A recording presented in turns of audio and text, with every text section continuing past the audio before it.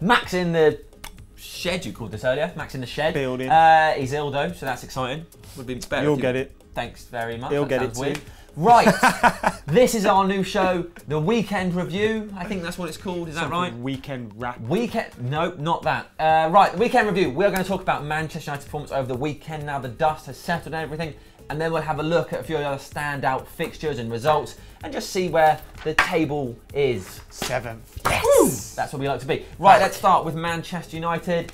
Everybody right now is talking about Wayne Rooney and his rouge card. Thoughts? Rouge. It's red in Nice. French. Should have got a yellow one, really. Well, I think what he's doing is a yellow card offence. Is thinking, I'm just going to break up play. West Ham are, you know, the tempo of the game was changing, and he's thought, I'm not letting you get away with this. I'll just take you down. And he just, as Van Hal said, he just hasn't quite got it right. Yeah, his heart was in the right place. Yeah, and I think his foot wasn't. It's just, yeah, his foot wasn't. He almost assaulted him, so guaranteed red card, definite. But he's unlucky. It was a bit stupid. The problem, I think, with Rooney and red cards, in terms of other players, is that, one, obviously, he's Wayne Rooney, so everyone's going to make a fuss, but his other red cards for Manchester United, clapping in a referee's face, yeah, and throwing a ball at a referee against Fulham. Okay. Like, he always gets, it's not it was like... Phil Dad, though. Yeah, well, I mean, throw the ball in, kick him.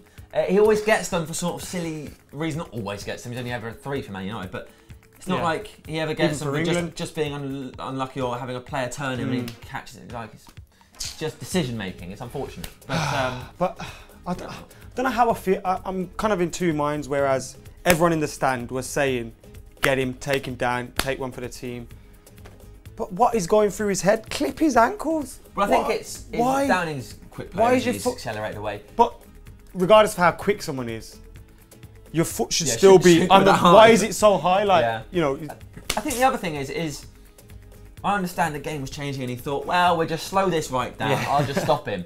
It was midway in West Ham's half. It's not like he was still on goal. Yeah. He didn't need to take that risk. If he thought he'd got ahead, he could have just gone.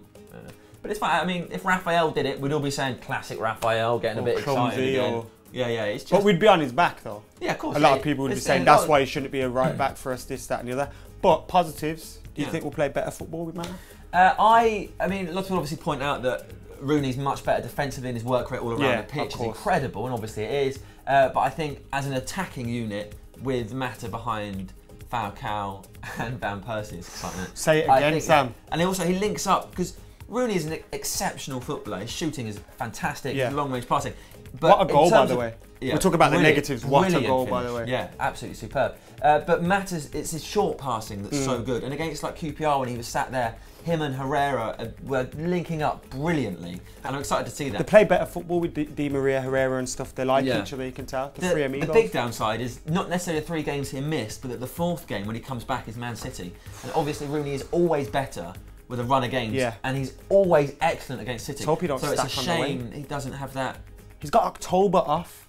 What if he goes to Barbados and he gets on the burgers and then... Right, let's move on to our defence and talk about Paddy McNair. Oh God, that header. Unreal. That header. Yeah. You know, that exactly, Kevin Nolan's offside goal was, it was in that area where Kevin Nolan scored. So for him to have got that header out, the strength in his neck muscles. Nobody would have turned up to that game and gone, well, who's this guy?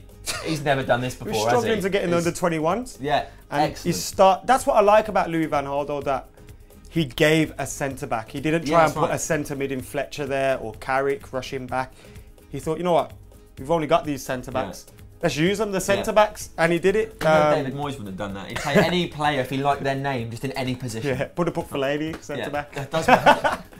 Then again, is that a new role, Fellaini? No, I hope not. No, it's not. He's all right as he is.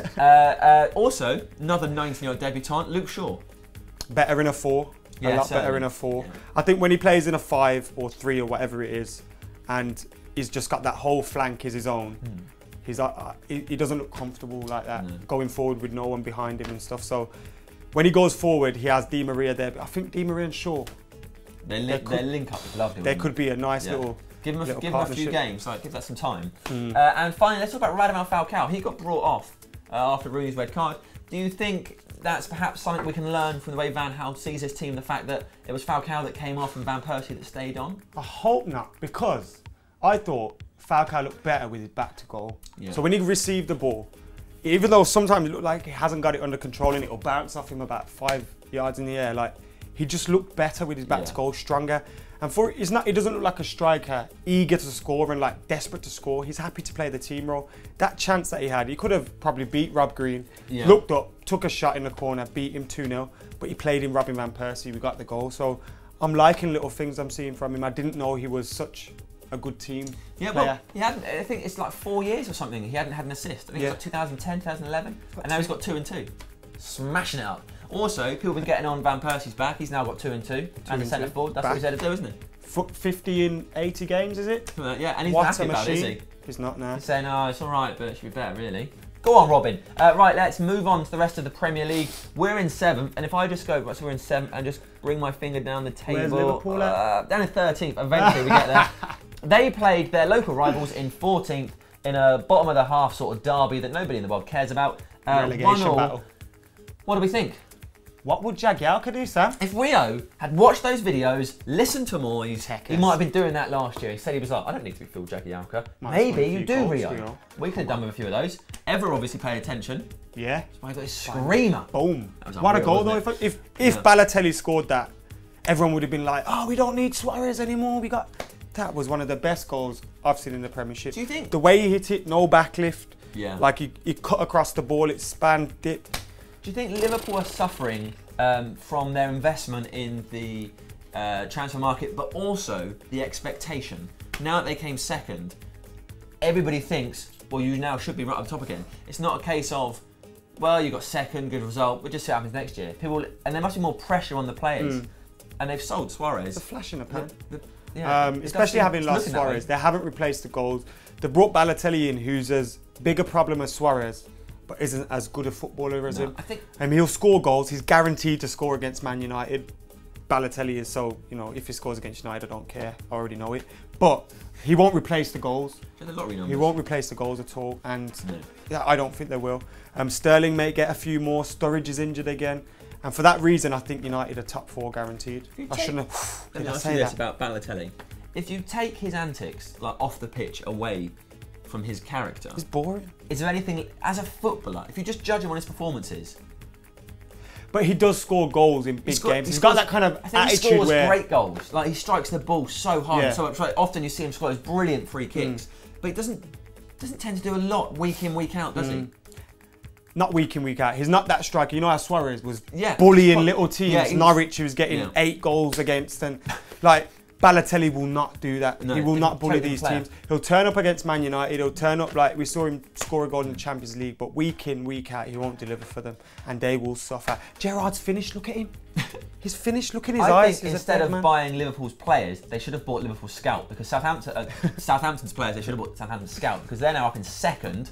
Pele's goal. Do you think that will last? You see Pele's goal? Unbelievable. Yeah. It's Henry-esque, but ridiculous. I don't think they'll last at second. It'll be 10 games time we can start judging them, can't we? It'll be fantastically well now. Another big game, we had Arsenal-Tottenham. Arsenal's injuries are mounting up and they dropped points again. They're in 4th, 10 points from 6 games. It's not terrible. We've got 8, we're only 2 behind. What? Sorry, I'm not going to talk about the game. Chadley done this to the Arsenal fans. Got booked.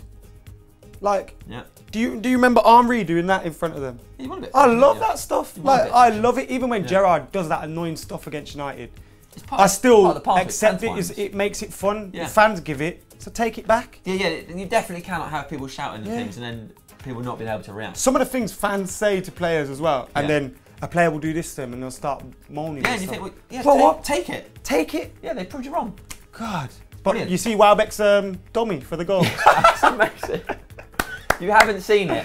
Class. Just before Sanchez scores, Welbeck goes for the ball and just takes himself out. Give the keeper the eyes, like, and finally, Tottenham, I suppose they're doing as they expect. They're in 8. Probably would have hoped for more, but that's them every year, isn't it? Finally, if we look at the very top of the table, Chelsea, 16 points, running away with it.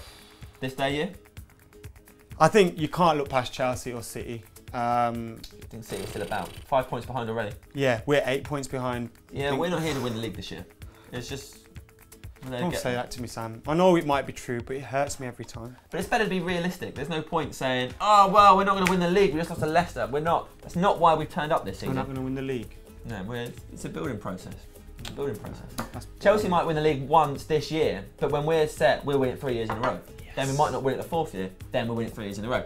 That's how we do it. We plan properly. Right, that is it. That was your weekend review. Let us know what you thought. Write it down below in the comments. Tell us what you think about Rooney, Van Persie, Falcao, Southampton, anybody else you want to mention. Adam and his cold.